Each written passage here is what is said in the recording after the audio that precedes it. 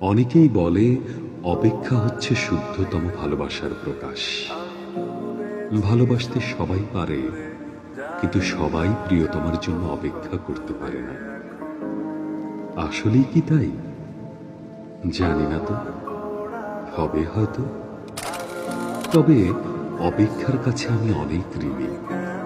প্রিয়তমার জন্য অপেক্ষা আমাকে পাখির মতো সহজ হতে শিখিয়েছে, শিশুর মতো অনাবিল হতে শিখিয়েছে, আকাশের মতো বিশাল হতে শিখিয়েছে, ফুলের মতো স্নিগ্ধ সুন্দর হতে শিখিয়েছে।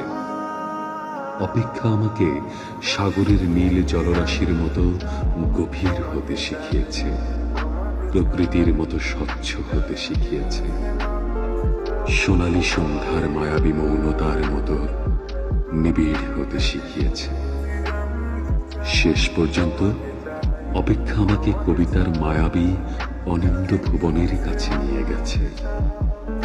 হৃদয়ের মধ্যে প্রতি মুহূর্তে অপেক্ষাকে পুষে রাখা কি কঠিন, অথচ আমি সেই কাজটি করে যাচ্ছি প্রতি মুহূর্তে কি নিদারুণ আনন্দের সাথে। আহ, অপেক্ষা, তুমি কত বেদনার্দ্র সুন্দর,